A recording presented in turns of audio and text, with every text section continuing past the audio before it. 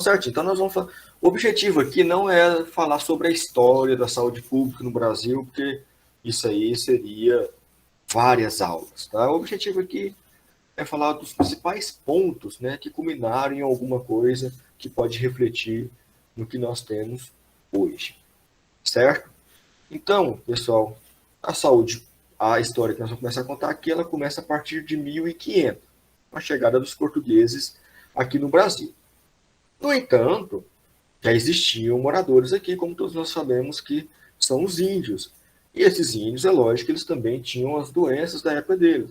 Então, então a saúde, o cuidado da saúde, né, é uma lei natural de nós preservarmos a nossa vida, ela é uma lei que sempre existiu. Então, o cuidado à saúde também existia, só que não existia a tecnologia, o conhecimento científico que Portugal e a Europa conhecia naquela época. Então, a forma como eles cuidavam da saúde era diferente, principalmente por pagelância, né? Então, tinha um membro da tribo, que era o pajé, que tinha conhecimentos de plantas medicinais e outras coisas, que ali ele gerava procedimentos para cuidar da saúde dessa população. No entanto, chegaram os portugueses.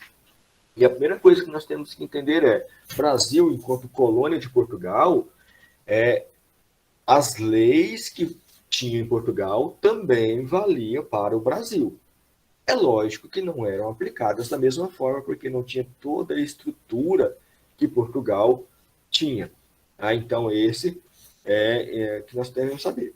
Então, em Portugal existia o quê? O fisco-mor e o cirurgião-mor, né? E os comissionários delegados. O fisco-mor e o cirurgião-mor eram os médicos da época. E comissionários delegados é o equivalente, guardando as devidas proporções, aos fiscais sanitários de hoje. Então, existia no Brasil? Sim, só que em números extremamente insignificantes para o tamanho do Brasil e comparado com Portugal. Tá? Uma coisa importante que nós temos que entender: os índios, eles não tinham o sistema imunológico preparado para lidar com as doenças infecciosas que os portugueses tinham, porque eles nunca tinham entrado em contato com aqueles micro-organismos. Então, o sistema imunológico não estava preparado para lidar com ele. Então, automaticamente, tivemos milhares, falam em até milhões de mortes por doenças infecciosas em decorrência do contato do índio com os portugueses. Daí, então, foi um verdadeiro genocídio esse primeiro encontro. Em 1550, em Portugal, o que tinha lá? Os almocacéis, que eram encarregados da saúde do povo, com o papel de verificar a higiene alimentícia e destruir o que estava em más condições. Então, era um tipo, mais ou menos, de fiscal sanitário. É como se ele fosse no supermercado, olhasse os alimentos que estavam vencidos e ali dispensar aqueles alimentos. Então, eles olhavam quais alimentos estavam próprios ou não para o consumo e ali geravam as devidas situações para que aquele alimento não fosse ingerido. Em 1744, Dom João V, né, ele reiterou ao vice-rei do Brasil, que era o conde de Galvez, a obrigatoriedade de aceitar a delegação de físico mor. O que era a delegação de físico mor? Né? Era um médico. Só que um médico também que tinha um papel também de fiscalizar a saúde da população. Em 1782 foi instituída a Junta de Protomedicato, que era formado por 7 deputados com atribuições semelhantes a físico mor. Né? Ou seja, então antes a gente tinha o quê? Um vice-rei, que era considerado médico. Depois nós passamos a ter 7 deputados, passaram a ser médicos e fiscais.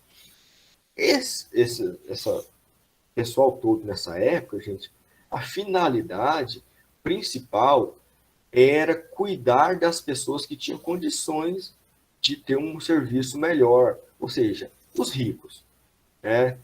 E tentar manter a mão de obra que trabalhava na produção e exportação de produto para a Europa sadia. Então, esse era um dos principais objetivos desses físicos MOR. Então, resumindo, no período da colônia, até a chegada de Dom João VI, não tinha nada no Brasil. Tinha pouquíssimos médicos que atendiam uma pequena parcela da população que tinha condição. A outra questão importante que tinha só combatia as endemias, doenças transmissíveis rurais, que afetava a produção ou de cana-de-açúcar, depois a extração do ouro e antes também a do pau-brasil. Dom João VI, quando veio para o Brasil, quando vem a corte, vem para o Brasil, começa a vir também algumas políticas de saúde, porque a corte não queria ficar em um local onde poderia gerar doenças.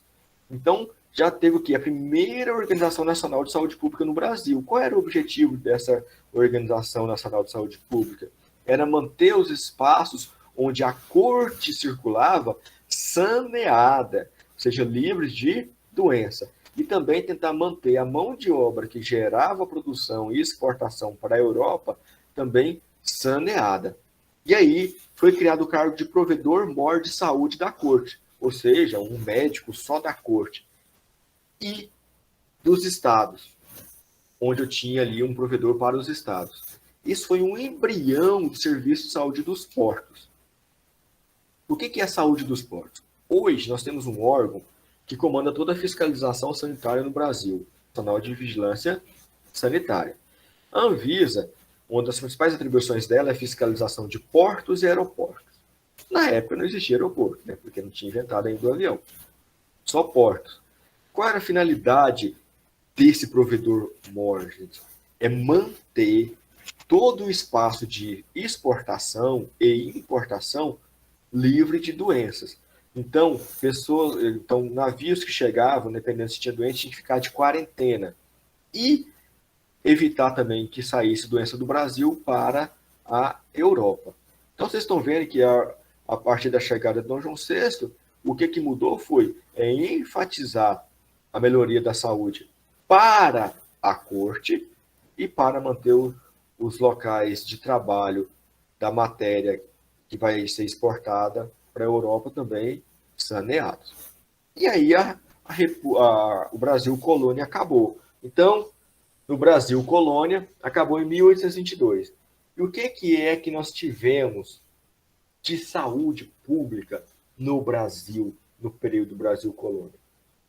Então, basicamente, nós tivemos combate a endemias rurais. Então, aqui nós temos um exemplo aqui, de campanhas sanitárias em Olinda e Recife, contra a febre amarela. Tá? Ações sobre doenças transmissíveis, principalmente aquelas que afetavam a mão de obra, que trabalhava com produto de exportação na época. Pouquíssima assistência à saúde, voltada principalmente para as pessoas que tinham melhores condições econômicas. Pouquíssimos profissionais médicos, que eram os físicos e os cirurgiões. E a população carente, o acesso à saúde dela era o quê? Era a pagelância ou escravos que tinham conhecimento de ervas medicinais e outras coisas que ajudavam nessa saúde. E as santas casas de misericórdia, onde as freiras acolhiam essas pessoas doentes, então era mais um local para acolher as pessoas doentes. E automaticamente começou também a ser um local de cuidado dessas pessoas doentes. Então, Santas Casas de Misericórdia não é uma coisa recente, é uma coisa muito, muito, muito antiga.